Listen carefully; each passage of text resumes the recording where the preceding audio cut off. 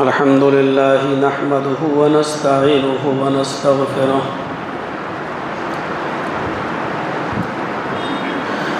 ونعوذ بالله من شرور أنفسنا ومن سيئات أعمالنا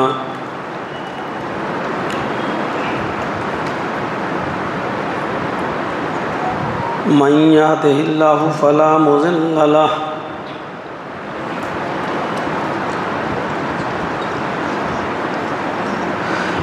ومن يضلله فلا هادي له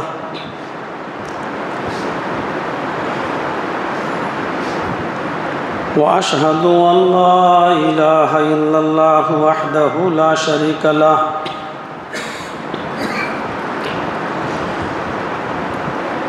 وأشهد أن محمدًا عبده ورسوله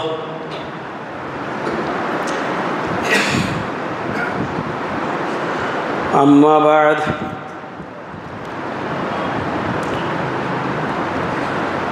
فإن خير الحديث كتاب الله وخير الهدي هدي محمد صلى الله عليه وسلم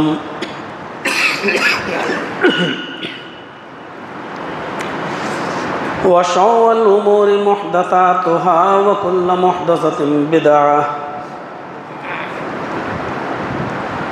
وكل بدعة ضلالة وكل ضلالة في النار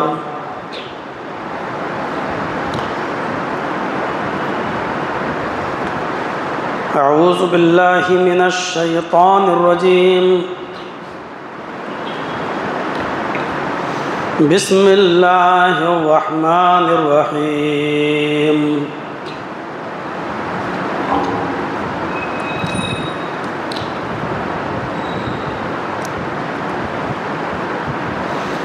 والعصر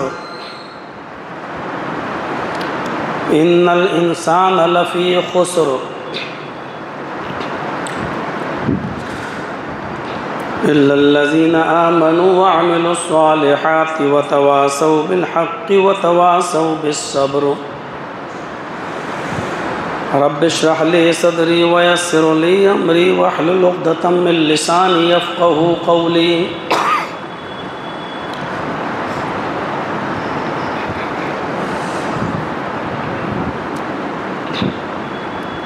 ہر قسم کی تعریف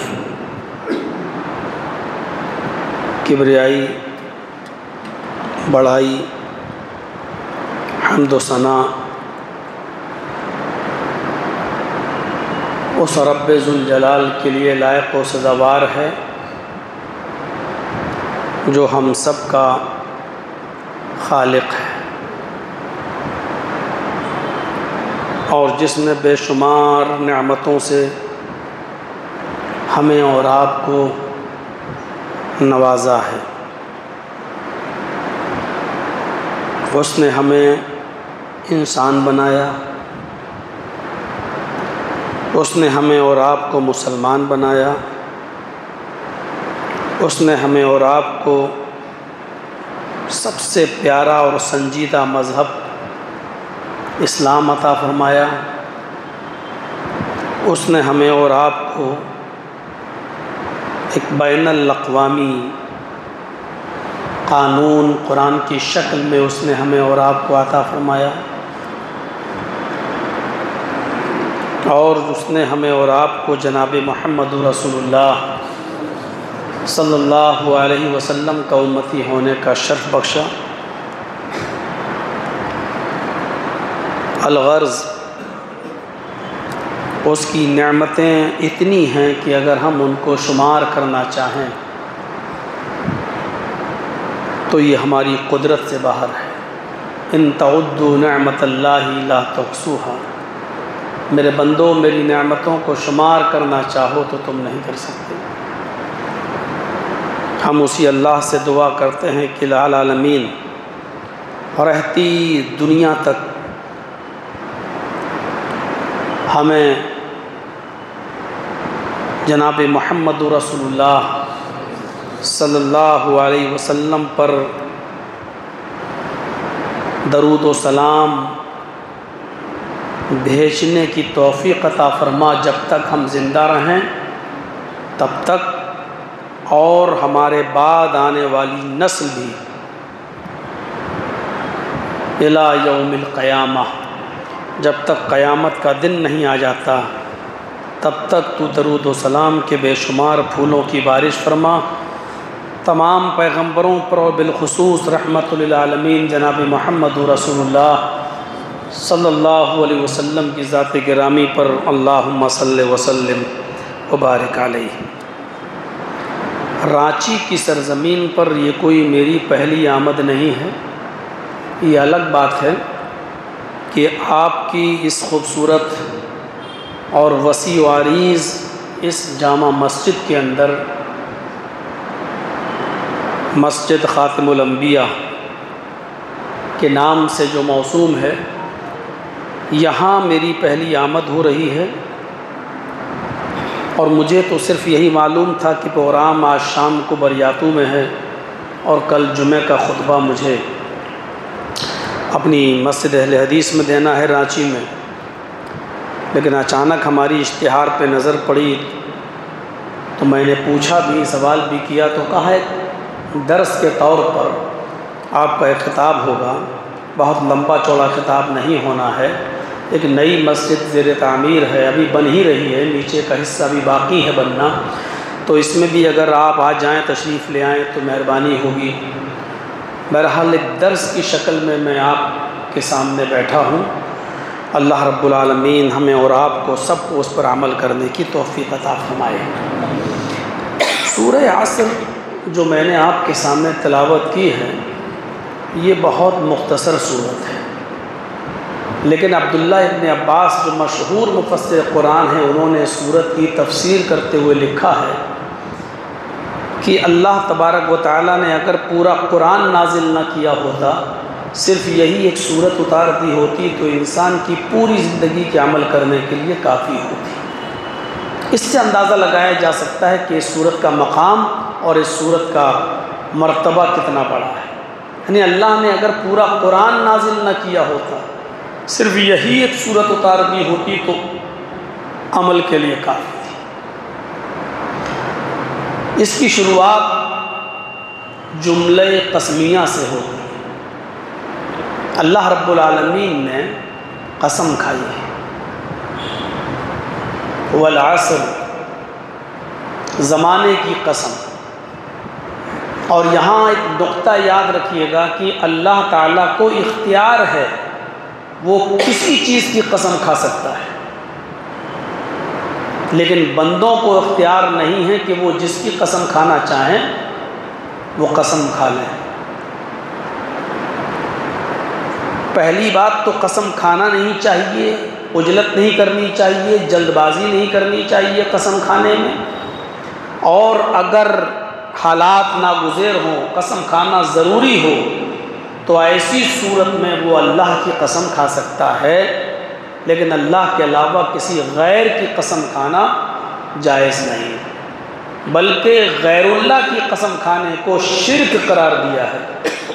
بخاری شریف کی روایت کے مطابق اللہ کے نبی نے فرمایا کہ من حلف لغیر اللہ فقد اشرک، جس نے اللہ کے علاوہ کسی غیر کی قسم کھائی اس نے شرک کیا۔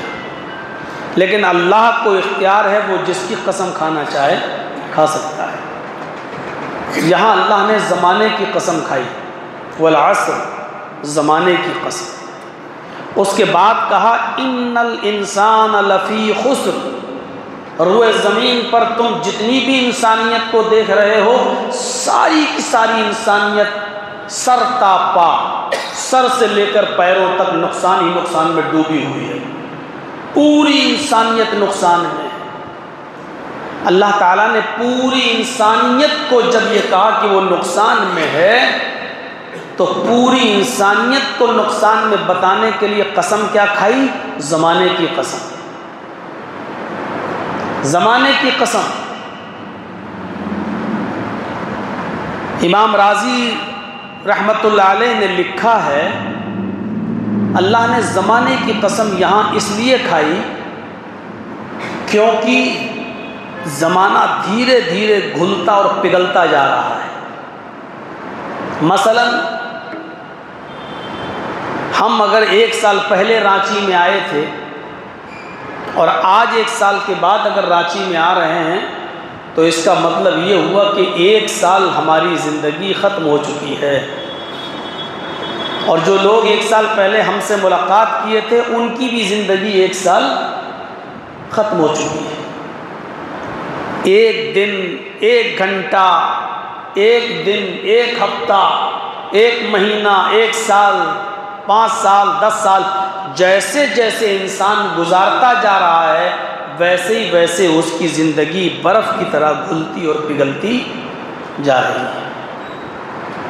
ہم اور آپ اپنی قبر کے قریب ہوتے جا رہے ہیں، بلکہ یوں کہوں تو غلط نہیں ہوگا کہ ہم اور آپ اپنی جنت یا جہنم کے قریب ہو رہے ہیں۔ انسان 2 ہی چیزوں میں سے کسی ایک چیز کے قریب ہو رہا ہے، یا تو اپنی جنت کے یا اپنی جہنم کے۔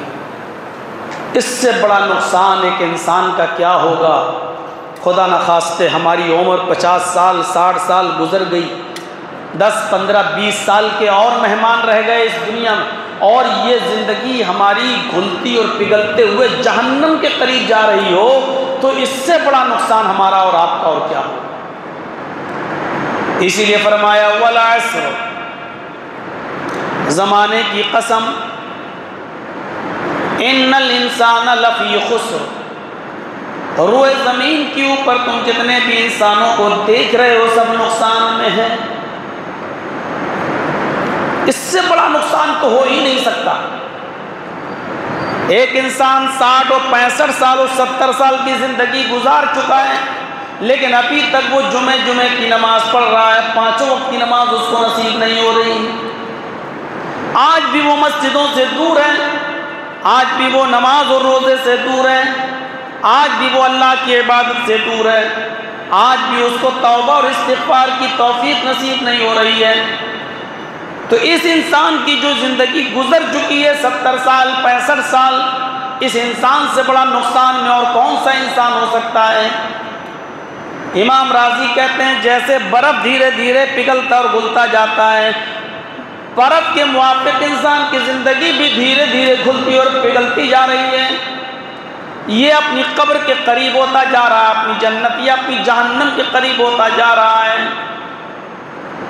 ان الانسان، الانسان میں جو الف لام آیا ہے وہ جنسیت کا ہے، لڑکا لڑکی، بوڑھا جوان، مرد عورت، ہندو مسلم سکھ عیسائی، الغرض انسانیت کی جتنی بھی کیٹاگریز اور کوالٹیز ہو سکتی ہیں سب نقصان کے اندر ہیں۔ پھر جو لوگ نقصان میں نہیں ہیں اللہ رب العالمین نے ان کو مستثنیٰ کر دیا۔ پہلے تو کہا پوری انسانیت نقصان میں ہے، لیکن یہ لوگ نقصان سے بچے ہوئے ہیں۔ کون لوگ؟ الا الذین آمنوا، جو ایمان لائے، صرف ایمان لانے والے نہیں، وعملوا الصالحات، اور ایمان لانے کے بعد جنہوں نے صالح عمل کیے۔ پہلے ایمان پھر عمل صالح، 2 چیزیں۔ وَتَوَاصَوْا بِالْحَقِّ وَتَوَاصَوْا بِالصَّبْرِ، اور ایک دوسرے کو حق کی وصیت کرنے والے، حق کی تلقین کرنے والے، اور حق بات کہنے میں اور حق پہنچانے میں جو تکلیفیں اور جو پریشانیاں ہیں ان پر ایک دوسرے کو صبر کی تلقین کرنے والے، یہ لوگ نقصان کے اندر نہیں ہیں۔ یہاں پر غور کرنے کی چیز یہ ہے کہ اللہ نے ایمان اور عمل صالح کو ایک ساتھ بیان کیا ہے، حق اور صبر کو ایک ساتھ بیان کیا ہے۔ وَتَوَاصَوْا بِالْحَقِّ وَتَوَاصَوْا بِالصَّبْرِ، حق اور صبر کو ایک ساتھ، اور إِلَّا الَّذِينَ آمَنُوا وَعَمِلُوا الصَّالِحَاتِ، ایمان اور عمل صالح دونوں کو ایک ساتھ۔ نقصان میں کون لوگ نہیں ہیں؟ جو ایمان لائے اور عمل صالح کیے۔ صرف ایمان لانا کافی نہیں ہے، ایمان لانے کے بعد ہمیں انٹری تو مل گئی اسلام کے اندر، داخلہ تو ہو گیا، لیکن ہم مکمل طور پر اسلام کے اندر ابھی انٹر نہیں ہوئے ہیں جب تک کہ ہم عمل صالح نہیں کریں گے۔ آپ کو کسی روم میں داخل ہونے کی چابی تو مل گئی، لیکن اس روم میں رکھا ہوا سامان کو استعمال کرنے کی اجازت ابھی آپ کے پاس نہیں ہے۔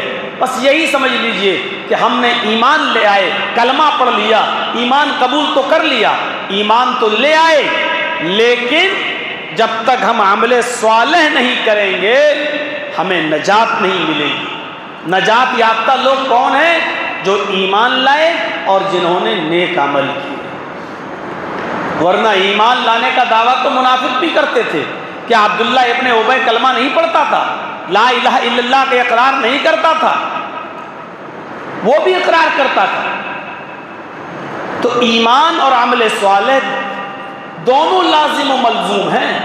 اس کی مثال یوں سمجھ لو کہ جیسے ہم موبائل استعمال کرتے ہیں تو موبائل بغیر سم کے آپ استعمال نہیں کر سکتے، اور سم کو بھی موبائل کی ضرورت ہے، خالی سم بھی بیکار ہے جب تک ہم اس کو کسی موبائل میں نہ ڈالیں۔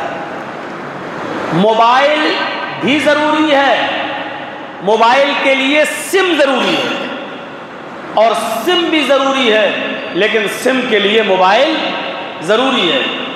صرف ہم نے مہنگا سے مہنگا موبائل خرید لیا، ایپل کا لے لو، آئی فون لے لو، 1.5 لاکھ کا 2 لاکھ کا موبائل لے لو، اتنا مہنگا موبائل آپ نے خرید لیا لیکن بیکار ہے جب تک کہ آپ اس کے اندر سم نہیں ڈالیں گے آپ بات نہیں کر سکتے۔ اب آپ لاکھ کہیے صاحب میں نے تو 1.5 لاکھ کا 2 لاکھ کا موبائل خریدا ہے، یار اس میں تو ہم امریکہ بات ہی نہیں کر پا رہے ہیں، ہم تو UK میں بات ہی نہیں کر پا رہے ہیں اپنے بھائی سے، تو ایسے مہنگے موبائل کا فائدہ کیا ہے؟ کہا جاتا ہے آپ سے کہ اس میں سم تو ڈالیے جناب، جب تک سم نہیں ہوگی، اور سم بھی نہیں، جب تک اس سم میں بیلنس نہیں ہوگا آپ بات نہیں کر سکتے۔ اب آپ لاکھ کہیے تو پھر ایسے موبائل کا کیا فائدہ جناب؟ جب ہم نے 1 لاکھ 1.5 لاکھ کا موبائل لیا اس کے باوجود سم ڈالنا پڑ رہی ہے تو ایسے موبائل کا کیا فائدہ؟ آپ کی بات بالکل بے مقصد ہے، بے معنی ہے۔ آپ مہنگا سے مہنگا موبائل خرید لیجئے لیکن اس کے لیے سم ہونا ضروری ہے، بغیر سم کے آپ کا وہ موبائل بیکار ہے۔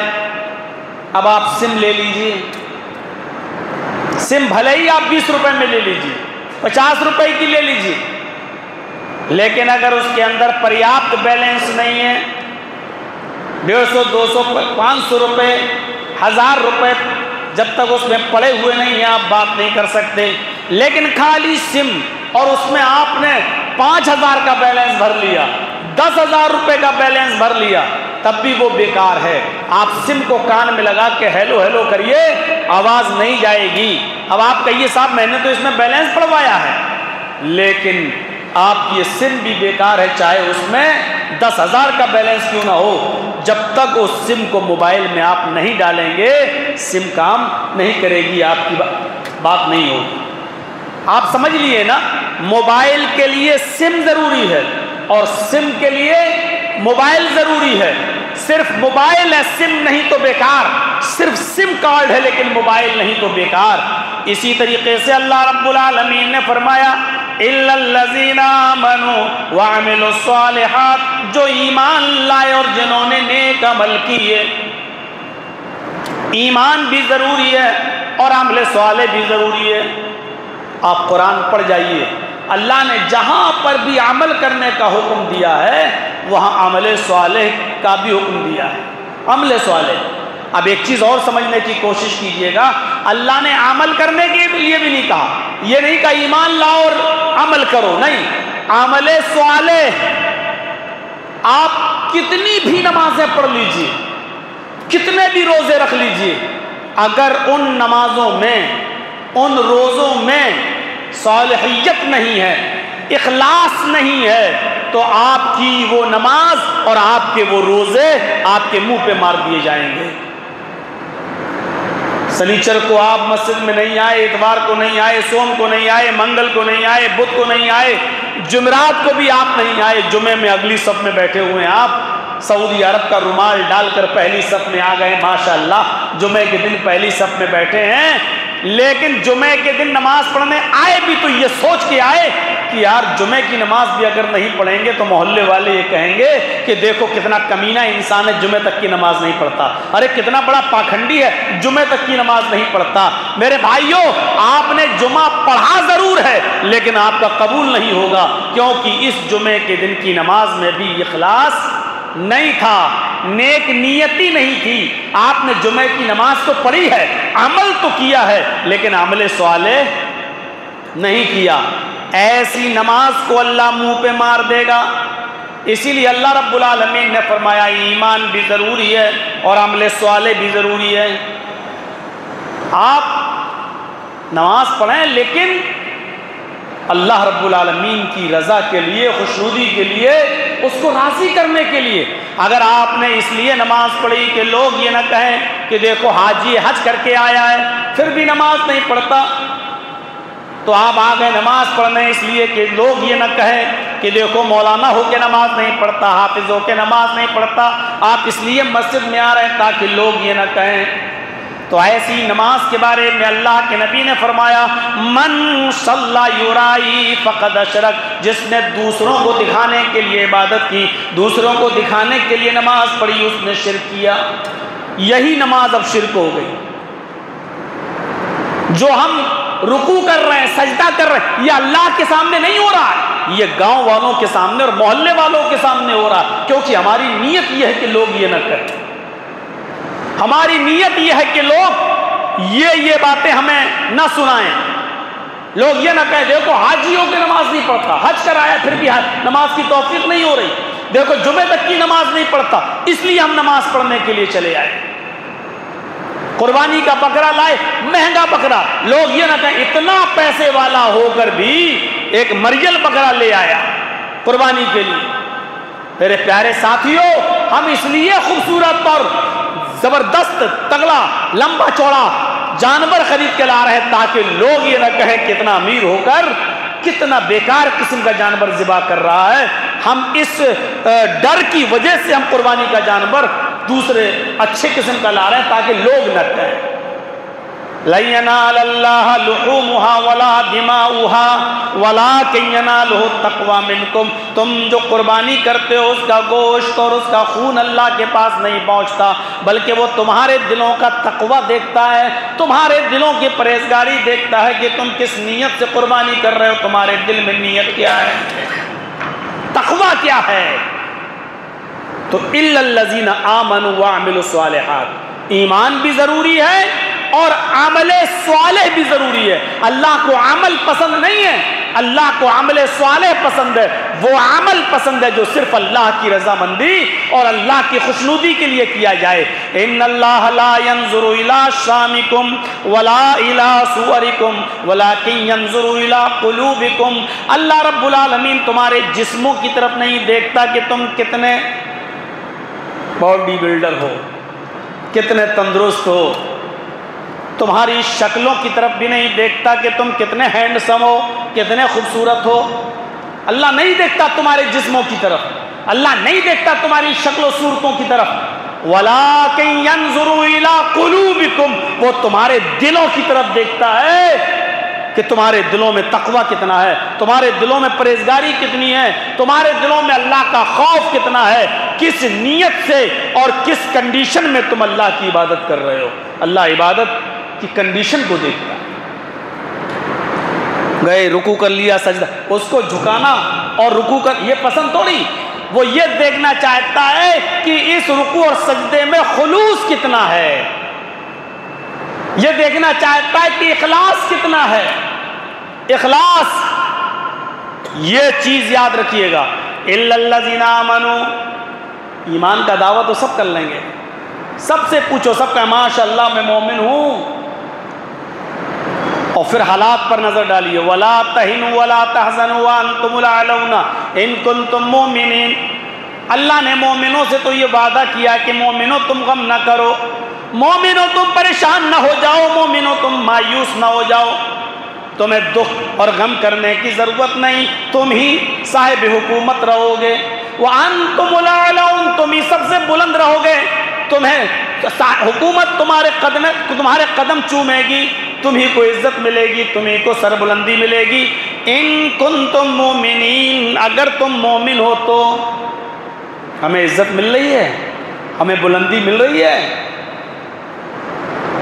کہاں ہے عزت؟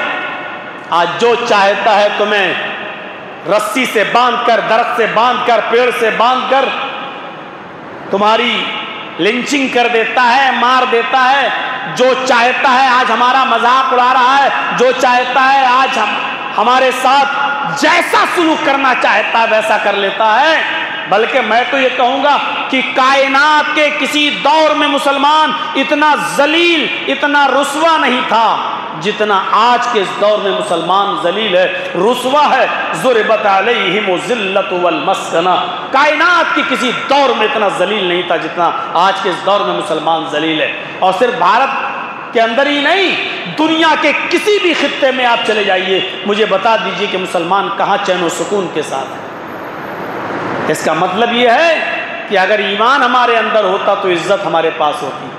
آج عزت ہمارے پاس نہیں ہے تو اس کا مطلب یہ ہے کہ ایمان آج ہمارے پاس نہیں۔ دعویٰ ہے ہمارا، دعوے سے کیا ہوتا ہے؟ دعویٰ تو منافق بھی کرتے تھے، اور ہم اور آپ کیا دعویٰ کریں گے؟ منافق دعویٰ کرتے تھے، کیا کہتے تھے؟ قالوا نشہد انک لرسول اللہ۔ منافق کہتے تھے، سورہ منافق پڑھو، اذا جاءک المنافقون قالوا نشہد، وہ کہتے تھے، گواہی دیتے تھے منافق، انک لرسول اللہ، آپ تو اللہ کے رسول ہیں۔ اور دعویٰ کتنا مضبوط، انا بھی، اور انا کی خبر پر لام بھی داخل ہے۔ جو لوگ عربی جانتے ہیں ان کو اچھی طریقے سے معلوم ہوگا، غور کرو ان کا دعویٰ کتنا مضبوط تھا۔ وہ یہ نہیں کہتے تھے آپ اللہ کے رسول ہیں، وہ کہتے تھے انک لرسول اللہ، یقیناً ہر حال میں ہم دل کی گہرائیوں سے گواہی دیتے ہیں کہ آپ اللہ کے رسول ہیں۔ جبکہ اللہ رب العالمین نے کیا کہا؟ واللہ یشہد ان المنافقین لکاذب، اللہ گواہی دیتا ہے کہ منافق جھوٹے ہیں۔ اللہ نے بھی انا کے ساتھ کہا، اور انا کی خبر پر لام داخل، واللہ یشہد ان المنافقین لکاذبون، اللہ بھی گواہی دیتا ہے کہ یہ منافق جھوٹے ہیں۔ غور کرو، ہم بھی دعویٰ کرتے ہیں کہ ہم مومن ہیں، منافق بھی دعویٰ کرتے تھے کہ آپ اللہ کے رسول ہیں، لیکن وہ دل سے اللہ کے رسول کو رسول نہیں مانتے تھے۔ آج ہمارے پاس بھی ایمان دل سے نہیں، دل سے نہیں ہے۔ ابھی یہاں آئے ہیں، انگلی سے انگلی ملا لی، قدم سے قدم ملا لیے، ٹخنے سے ٹخنا ملا لیا، قدم سے قدم ملا لیا، کاندھے سے کاندھا ملا لیا، نماز پڑھ لی، چلے گئے، اور مسجد سے باہر نکلے تو پھر وہی حالت، نہ آپ کا سلام ہم سے، نہ ہمارا سلام آپ سے۔ مسجد سے باہر نکلے، وہی غیبت، وہی چغلی، وہی برائی، وہی حسد، وہی کینہ، وہی عناد، وہی دشمنی ہمارے دلوں میں۔ پھر آئے کس لیے تھے؟ پھر قدم سے قدم کیوں ملائے تھے؟ ٹخنے سے ٹخنا کیوں ملائے تھے؟ اگر نفرتوں کی دیواریں نہیں گرا سکے تو پھر مسجد میں آئے کیوں تھے؟ نماز ہی پڑھنا تھا تو گھر پہ پڑھ لیتے۔ مسجد میں بلانے کا مقصد اور جماعت کے ساتھ نماز پڑھنے کا مقصد یہ تھا کہ نفرتیں دور ہوں، کدورتیں دور ہوں، ایک دوسرے کے حالات پوچھو، ایک دوسرے کی خیریت پوچھو، اگر کوئی پریشان ہے تو اس کی مدد کرو، کوئی بیمار ہے تو اس کی عیادت کے لیے جاؤ۔ اگر کوئی کہے کہ ہمارا پڑوسی اس لیے مسجد میں نہیں آیا کیونکہ وہ ہاسپٹل میں ایڈمٹ ہو تو جاؤ اس کی عیادت کرو۔ اس لیے جماعت فرض کی گئی تھی، اور اس لیے جماعت کا نفاذ کیا گیا تھا، تاکہ آپ اور ہم ایک دوسرے کے حالات معلوم کر سکیں اور ایک دوسرے کی خیریت معلوم کر سکیں۔ لیکن نماز پڑھنے کے بعد بھی کدورت، حسد اور کینہ ہمارے دلوں سے نہیں نکلا تو کیا فائدہ؟ الا الذین آمنوا وعملوا الصالحات، ایمان بھی ضروری اور عمل صالح بھی ضروری ہے، دونوں۔ وتواصوا بالحق وتواصوا بالصبر، حق بات بہت تہذیب کے دائرے میں کہہ دینا، اور حق بات کہنا تو یہ سوچ لینا کہ پریشانیاں آئیں گی۔ حق اور صبر دونوں کو اسی لیے جڑا ہے۔ حق بات کی جو وصیت کرتے، تلقین کرتے ہیں ایک دوسرے کو، اور حق بات کہنے میں جو پریشانیاں آتی ہیں اس پر صبر۔ حق بھی کہنا ہے اور حق بات کہنے میں جو پریشانیاں آئیں اس پر ہمیں صبر بھی کرنا ہے۔ اگر حق صبر کرنے کا کلیجہ ہو، دل ہو اور گردہ ہو تو آپ حق بات کہیے، اور اگر آپ صبر نہیں کر سکتے تو حق بات کہنا چھوڑ دیجیے. پھر تو جس آدمی کو دیکھو اس کے منہ پہ ویسی بات کرو، جیسا دیش ویسا بھیس. پھر آپ یہ مت کہیے کہ میں حق سے محبت کرتا ہوں. امام مالک رحمت اللہ علیہ کا وہ حق یاد کرو جب انہوں نے ان کے زمانے میں جب بادشاہ نے یہ کہا تھا، کسی غریب آدمی کی خوبصورت بیوی اس کو پسند آ گئی تھی بادشاہ کو، امام مالک رحمت اللہ علیہ کے زمانے میں، اور اس نے اپنے زمانے کے تمام ملا مولویوں کو اکٹھا کر کے کہا مجھے بتاؤ وہ فلاں آدمی کی بیوی ہے، بڑی خوبصورت ہے، مجھے وہ پسند ہے، لیکن وہ آدمی اپنی مرضی سے طلاق نہیں دے رہا ہے. اب یہ بتاؤ کہ مجھے وہ عورت چاہیے، میں کیا کروں؟ میرے لیے اس کی بیوی جائز کیسے ہوگی؟ اس بادشاہ نے جب یہ کہا تو اس زمانے کے سارے ملا مولوی مل گئے اور بادشاہ کے لیے ایک راستہ نکال دیا، اور راستہ یہ نکالا کہ ارے اس کی گردن پہ آپ اپنے وزیروں سے تلوار رکھوا دیں، موت کی دھمکی دیں، تلوار اس کی گردن پر رکھوا دیں اور کہیں کہ طلاق دے رہا ہے یا نہیں دے رہا ہے، اگر طلاق نہیں دے گا تو گردن اڑا دوں گا، تیری بیوی عدت گزارے گی بیوہ ہونے کے بعد اور پھر میں اس کے ساتھ نکاح کر لوں گا، نہیں تو خوشی خوشی تو طلاق دے دے. اور یہی ہوا. اس بادشاہ کے وزیروں نے تلوار اس غریب آدمی کے اوپر رکھ دی اور کہا کہ اپنی بیوی کو طلاق دے ورنہ تیری گردن ماری جائے گی. اس نے کہا بھائی بیوی میری ہے اور مجھے اپنی بیوی سے کوئی شکایت نہیں تو میں طلاق کیوں دوں؟ کہا تیری بیوی بادشاہ کو پسند ہے، اگر تو طلاق نہیں دے گا تو میں تیری گردن اڑا دوں گا. وہ ڈر گیا، کانپ گیا، تھرا گیا، اور اس کی بیوی بھی کہنے لگی تمہاری موت سے زیادہ تمہاری زندگی میرے لیے ضروری ہے، لہٰذا تم مجھے طلاق دے دو. میں نہیں چاہتی کہ بادشاہ کے یہ وزیر تمہاری گردن پہ تلوار رکھے ہوئے ہیں اور یہ حقیقت میں قتل کر دیں، ان کا کچھ نہیں ہوگا کیونکہ ان کی پشت پناہی ہے بادشاہ کی ان کے اوپر. بیچارہ ڈر گیا اور مجبور ہو کر اس نے اپنی بیوی کو طلاق دے دی. اس کی عورت نے عدت گزاری، بادشاہ نے نکاح کر لیا. یہ خبر دھیرے دھیرے امام مالک رحمت اللہ علیہ کو پتہ چلی. امام مالک سر پہ کفن لپیٹ کر جمعہ کا خطبہ دینے کے لیے جاتے ہیں اور اپنی بیوی سے کہتے ہیں کہ آئے میری بیوی، میں نے سر پہ کفن لپیٹ کر آج میں مسجد کی طرف جا رہا ہوں، ہو سکتا ہے اللہ نہ کرے لیکن ممکن ہے کہ میں زندہ واپس نہ آؤں. مسجد میں جاتے ہیں، سنتیں ادا کرتے ہیں اور پھر ممبر کے اوپر بیٹھ جاتے ہیں. اذان ہونے لگتی ہے. وہ بادشاہ بھی آیا جس نے غریب آدمی کی بیوی سے شادی کی ہے، اس کے ساتھ 500 باڈی گارڈ بھی بیٹھے ہوئے ہیں جن کے ہاتھوں میں تلواریں ہیں جو ابھی میان میں. امام مالک نے ان 500 باڈی گارڈ کی پرواہ نہیں کی اور جمعے کے دن ممبر پہ کھڑے ہو کے خطبہ دینے لگے.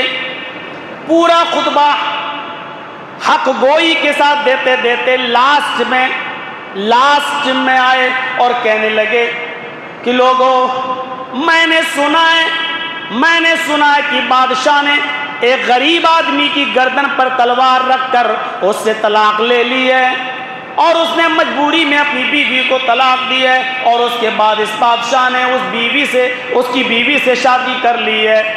اللہ کرے کہ یہ جھوٹ ہو.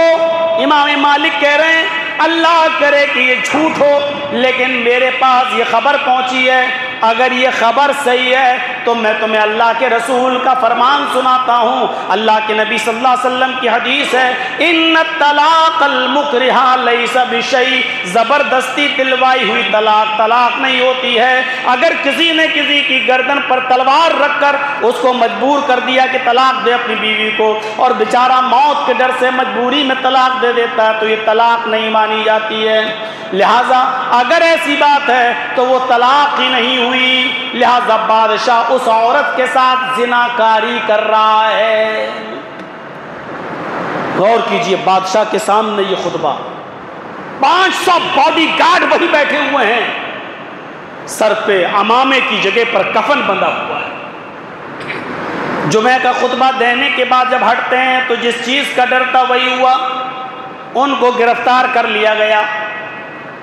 پہلے تو بادشاہ ان کو اپنے گھر لے گیا، ان کے سامنے اشرفیوں کی دینار و درہموں کی تھیلیاں پھینکی گئیں، یعنی خریدنے کی کوشش کی گئی۔ لیکن جب انہوں نے اپنی زبان سے جملہ ادا کیا کہ زمین کے اوپر اور آسمان کے نیچے ابھی کسی ماں نے وہ بیٹا پیدا ہی نہیں کیا جو امام مالک کو خرید سکے، میں نے تو حدیث سنائی ہے ان الطلاق المکرہ لیس بشیء، اے بادشاہ سلامت، میں آج بھی وہی بات کہتا ہوں کہ زبردستی دلوائی ہوئی طلاق طلاق نہیں ہوتی ہے۔ تو پھر ان کو کوڑے مارے گئے، ہاتھ شل پڑ جاتے ہیں، پیر ٹوٹ جاتے ہیں، نماز کا وقت ہو جاتا ہے۔ اب وہ نماز پڑھتے ہیں لیکن دونوں ہاتھوں کو اٹھا نہیں پا رہے ہیں، سینے پر رکھ نہیں پا رہے ہیں، بس ایسے ہی کہتے ہیں اللہ اکبر، ہاتھ اٹھ نہیں رہے ہیں، دونوں ہاتھ چل پڑ گئے ہیں۔ تب انہوں نے ہاتھ چھوڑ کر نماز پڑھی، جیسے آج ان کے اندھے مقلد، اندھی عقیدت والے سعودیہ میں ملیں گے جو ہاتھ چھوڑ کے نماز پڑھتے ہیں، وہ کہتے ہیں کہ ہمارے امام نے ہاتھ چھوڑ کے نماز پڑھی تو ہم بھی ہاتھ چھوڑ کے نماز پڑھیں گے۔ ان کو یہ معلوم نہیں کہ امام مالک نے ہاتھ چھوڑ کے نماز کس کنڈیشن میں پڑھی، جب بادشاہ نے مارا ہی اتنا، پٹوایا اتنا کہ ان کے ہاتھ اٹھ ہی نہیں رہے تھے، اور جب ہاتھ ہی اٹھنا بند ہو گئے تو بیچارے نیت کیسے باندھ رہے، نیت نہیں باندھ پا رہے تھے۔ اس کے بعد ان کو اونٹ کے اوپر لٹکا دیا گیا ہے، ایسے، یہ اونٹ ہے، ایسے لٹکا دیا گیا، سر اس طرف اور پیر اس طرف، پیٹ کے بل ان کو لٹا دیا گیا، اور بادشاہ کا وزیر لگام اونٹ کی پکڑ کر مدینے میں ٹہلا رہا ہے ان کو، پیروں میں بیڑیاں پڑی ہوئی ہیں، ہاتھوں میں ہتھکڑیاں پڑی ہوئی ہیں، اور اونٹ کے اوپر پیٹ کے بل لیٹے ہوئے ہیں، اور بادشاہ کا وزیر یہ کہتا ہوا جا رہا ہے، آئے لوگوں سنو، بادشاہ کے ساتھ بغاوت کرنے کا نتیجہ دیکھو، بادشاہ کا کہنا نہ ماننے کا نتیجہ دیکھو، بادشاہ کا وروध کرنے کا نتیجہ دیکھو۔ ان کے ہاتھ اور پیر توڑ دیے گئے۔ اگر کسی نے بھی بادشاہ کے خلاف بولنے کی جرات کی تو اس کا وہی انجام ہوگا جو امام مالک کا ہوا۔ امام مالک بھی بلند آواز سے اس اونٹ کے اوپر پڑے ہوئے ہیں اور کیا کہہ رہے ہیں، اے لوگو، جو مجھے جانتا ہے وہ تو جانتا ہی ہے کہ میں کون ہوں، اور جو نہیں جانتا وہ سن لے کہ میں مالک ابن انس ہوں۔ جو جانتا ہے وہ تو جانتا ہی ہے کہ میں کون ہوں، اور جو نہ جانتا ہو وہ سن لے کہ میں مالک ابن انس ہوں۔ اور بادشاہ کی مخالفت کی وجہ سے مجھے یہ سزا نہیں ملی، مجھے یہ سزا محمد رسول اللہ کی حدیث سنانے کی وجہ سے ملی، حق بات بولنے کی وجہ سے ملی۔ اور آج بھی اس کنڈیشن میں بھی میں یہی بولوں گا، ان الطلاق المکرہ لیس بشیء، زبردستی دلوائی ہوئی طلاق طلاق نہیں ہوتی ہے۔ بادشاہ زنا کاری کر رہا ہے، اس کنڈیشن میں بھی انہوں نے یہی حدیث پڑھ کر سنائی کہ بادشاہ زنا کاری کر رہا ہے، زبردستی دلوائی ہوئی طلاق طلاق نہیں ہوتی ہے۔ یہ تھی حق بیانی۔ تو جو لوگ حق بات بولتے ہیں اور حق بیانی کرتے ہیں وہ نقصان میں نہیں ہے۔ کسی کا چہرہ دیکھ کر مسئلہ بدل دیا جائے، میرے بھائیوں، یہ اسلام کی تعلیم نہیں ہے۔ جیسے ایمان کے ساتھ ساتھ عمل صالح ضروری ہے، ایسے ہی حق کے ساتھ ساتھ صبر بھی ضروری ہے۔ امام مالک کو مارا گیا حق بات کہنے کے جرم میں، لیکن انہوں نے صبر بھی کیا۔ بادشاہ کا مقابلہ کوئی نہیں کر سکتا تھا، وہ بھی نہیں کر پا رہے ہیں، لیکن صبر بھی کر رہے ہیں، لیکن حق بات سے سمجھوتا نہیں کر رہے ہیں، حق بات سے سمجھوتا نہیں کر رہے ہیں۔ آپ کر سکتے ہیں حق بات سے سمجھوتا، جرجیس کر سکتا ہے حق بات سے سمجھوتا، اچھا ٹھیک ہے یہ ایریا ویسا ہے یہاں ایسا نہیں بولا جائے گا، وہ ایریا ویسا ہے وہاں ویسا نہیں بولا جائے گا۔ سود اور بیاس کے خلاف تقریر نہیں ہوگی جمعے میں، جرجی صاحب مسجد کے امام ہیں، خطیب ہیں، لیکن ہم سود اور بیاس کے خلاف خطبہ اس لیے نہیں دے رہے ہیں کیونکہ جانتے ہیں کہ مسجد کا متولی سود کھاتا ہے، بیاس کھاتا ہے۔ اگر سود اور بیاس کے خلاف خطبہ دے دوں گا تو مسجد کا متولی ہمیں نکال دے گا اور مسجد سے بھگا دے گا۔ یہ ہے منہ دیکھ کر خطبہ دینا، یہ ہے منہ دیکھ کر حق بات کو چھپا جانا۔ میرے بھائیوں، یہ سمجھوتا نہیں سکھاتا اسلام. اس لیے نجات پانا ہے تو حق بات کہنا ہے، لیکن کسی کا نام لیے بغیر، اور صبر بھی کرنا ہے. حق بات، سمیہ نے حق بات ہی تو کہی تھی. اللہ کس پر ایمان لائی؟ اللہ پر. پکڑ لی گئی. اس کا بیٹا عمار اور اس کا شوہر یاسر دونوں پکڑ کے لائے گئے، دونوں کو باندھ دیا گیا، اور سمیہ کو عمار اور یاسر دونوں کے سامنے ننگا برہنہ کر دیا گیا. کما والدت امہا، طبقات پڑھیے ابن سعد کی، جیسے اس کی ماں نے اس کو آج ہی پیدا کیا ہو. ایک کپڑے کا تار نہیں ہے سمیہ کے جسم پر. ابو جہل نے کہا مانتی ہے کہ نہیں مانتی؟ محمد کے رب کو چھوڑتی ہے کہ نہیں چھوڑتی؟ کہتی ہے نہیں. پھر اپنا انجام دیکھ کہ انجام سے مجھے کیا ڈراتا ہے. اس نے نیزہ لیا اور وہ نیزہ پورا کا پورا حضرت سمیہ کی شرمگاہ میں داخل کر دیا. طبقات کے الفاظ ہے، وہ نیزہ اس طرف سے مارا اور اس پار نکال دیا شرمگاہ.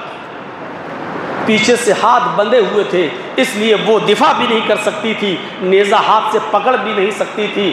جب نیزہ اس کی شرمگاہ میں داخل کیا گیا تو سمیہ کی نظریں آسمان کی طرف اٹھی اور کہا ثبت قدمی علی دینک یا رب یا ارحم الراحمین. اے رحم کرنے والے، اے اللہ، اے رب العالمین، اے ارحم الراحمین، میری مدد کر، میرے قدم کو میرے دین پر ثابت رکھنا. یعنی اس کی دی ہوئی تکلیف کہیں مجھ سے میرا دین نہ چھین بیٹھیں. اس موقع پر بھی وہ یہ نہیں کہہ رہی اللہ میرے اوپر رحم فرما، اللہ میری مدد فرما، اللہ مجھے بچا لے اس مصیبت سے. یہ دعا نہیں کر رہی ہے، وہ دعا یہ کر رہی ہے ثبت قدمی علی دینک یا ارحم الراحمین، اے ارحم الراحمین، اس کی دی ہوئی تکلیفوں سے کہیں میرا دین نہ چھوٹ جائے، کہیں میں دین نہ چھوڑ بیٹھوں، میری مدد کرنا، میرے قدم کو میرے دین کے اوپر ثابت رکھنا. اس موقع پر بھی وہ یہ دعا کر رہی ہے کہ اللہ میرے قدم کو میرے دین پر ثابت رکھنا. کہا کیا ہے؟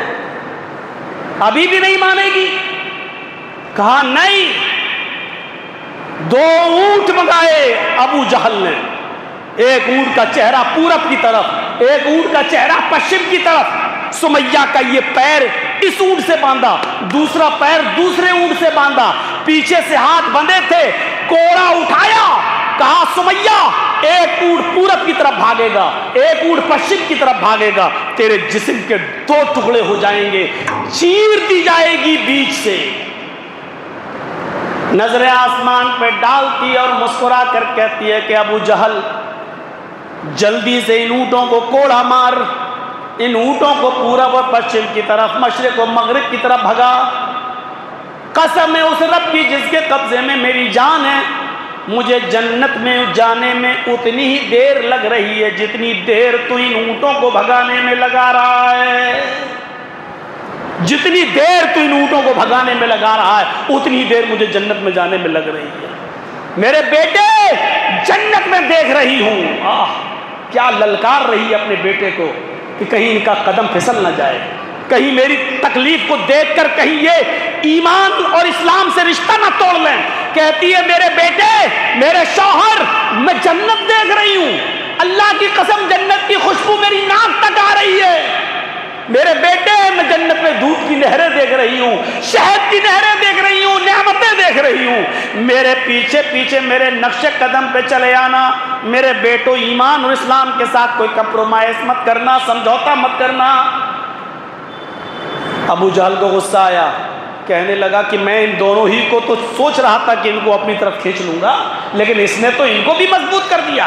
اس نے ان اونٹوں کو کوڑا مار دیا، ایک اونٹ پورب کی طرف بھاگا، ایک اونٹ پشچم کی طرف بھاگا، اور سمیہ بیچ سے چیر دی گئی، 2 ٹکڑے ہو گئے، لیکن چہرہ صحیح سلامت بچ گیا اور اس پر مسکراہٹ تھی. ابن سعد نے نقل کیا ہے طبقات کے اندر، چہرہ بچ گیا، سمیہ کے جسم کے 2 ٹکڑے پڑے ہیں لیکن چہرہ صحیح سلامت ہے، مسکرا رہی ہے. ابو جہل نے پتھر اٹھا کر اپنے سر پہ مارنا شروع کر دیا. لوگوں نے کہا کیا کر رہے ہو؟ ابو جہل چیخ کر کہتا ہے سمیہ جیت گئی، میں ہار گیا، مرتے وقت بھی میں اس کے چہرے کی مسکراہٹ نہیں چھین سکا، یہ میری بدقسمتی ہے. ایمان بھی نہیں چھین سکا، اسلام بھی نہیں چھین سکا، ارے مرتے وقت اس کے چہرے کی مسکراہٹ بھی میں نہیں چھین سکا۔ میں ہار گیا، سمیہ جیت گئی۔ میرے پیارے ساتھیوں، یہ صبر تھا سمیہ کا، حق بات بھی کہتی رہی اور صبر بھی کرتی رہی۔ صبر کا معنی کیا ہے؟ صبر کا معنی ہوتا ہے مضبوط چٹان۔ صبر کا معنی یہ نہیں ہوتا کہ کوئی آدمی ہمیں مارے اور ہم پٹتے رہیں کہ صبر ہو گیا، نہیں۔ صبر کا معنی یہ ہوتا ہے کہ کوئی ہمیں ہمارے عقیدہ توحید سے، کوئی آدمی ہمیں ہمارے اصول سے، کوئی آدمی ہمارے ضابطے سے ہمیں ہٹانا چاہے تو لاکھ پریشانیاں آئیں، ان پریشانیوں کو سہ لینا، لیکن اپنے اصول اور ضابطوں کے ساتھ سمجھوتا نہ کرنا اور عقیدہ توحید سے اپنے آپ کو مت پھیرنا، اس کا نام ہے صبر۔ صبر صبر کا نام یہ نہیں ہے کہ کوئی مارتا رہے ہم پڑتے رہیں۔ صبر کہتے ہیں کہ کوئی آدمی کتنی بھی مصیبتیں اور پریشانیاں ہمارے اوپر ڈالے لیکن ہمیں ہمارے عقیدے سے نہ بھٹکا سکے اور ہم اپنے عقیدے پر قائم رہیں، اس کا نام ہے صبر۔ تو یہ تھا اختصار کے ساتھ درس کہ ایمان اور عمل صالح یہ دو چیزیں بہت ضروری ہیں نجات کے لیے، اور حق اور صبر یہ دونوں ضروری ہیں۔ تو جو لوگ نقصان میں نہیں ہیں وہ لوگ کون ہیں؟ جو ایمان لائے، جنہوں نے عمل صالح کیے، جنہوں نے ہر وقت حق بات کہی اور حق بات کہنے میں جو پریشانی آئیں اس پر صبر کیے، یہ لوگ نقصان میں نہیں ہیں۔ ہم اللہ سے دعا کرتے ہیں کہ الہ العالمین تو ہمیں ان لوگوں میں شامل فرما دے جو خسارے میں نہیں ہیں، جو نقصان میں نہیں ہیں۔ اے اللہ، ساری دنیا نقصان میں ہے، تو ہمیں اس نقصان سے نکال دے۔ اے اللہ، ہمیں مضبوط ایمان اپنے اندر پیدا کرنے کی توفیق عطا فرما، عمل صالح کی توفیق عطا فرما۔ اے اللہ، ہمیں حق بات کہنے کی توفیق عطا فرما، اور حق بات کہنے میں جو پریشانیاں آئیں ہم سب کو اس پر صبر کرنے کی توفیق عطا فرما۔ وما علینا الا البلاغ المبین وآخر دعوانا ان الحمد للہ رب العالمین۔ چلتے چلتے گزارش آپ سے یہ ہے کہ میرے بھائیوں، یہ مسجد جو خاتم الانبیاء کے نام سے آپ جہاں بیٹھے ہوئے ہیں اور کمیٹی اس کی جو بنی ہوئی ہے، تو آپ اس کا تعاون فرمائیں۔ نیچے کا حصہ ابھی باقی ہے، اس کو بننا ہے۔ جو اللہ کے نبی صلی اللہ علیہ وسلم نے فرمایا کہ من بنا للہ مسجدا بنا اللہ لہ بیتا فی الجنہ، جو دنیا میں اللہ کے لیے مسجد بنائے گا اللہ جنت میں اس کا گھر تعمیر کرے گا، اس کا گھر بنائے گا۔ تو آپ سے میری گزارش یہ ہے کہ مسجد خاتم الانبیاء کے لیے زیادہ سے زیادہ آپ تعاون فرمائیں، اور اللہ سے میری دعا ہے کہ بار الہ اس گھر کو جو تیرے نام پر بنایا جا رہا ہے تو ہی اس کو پائے تکمیل تک پہنچائے گا۔ اے اللہ، تو اس کو پائے تکمیل تک پہنچا، اور جو لوگ اس میں بڑھ چڑھ کر حصہ لیں ان کو اس کا پورا پورا اجر عظیم عطا فرما۔ السلام علیکم ورحمۃ اللہ وبرکاتہ۔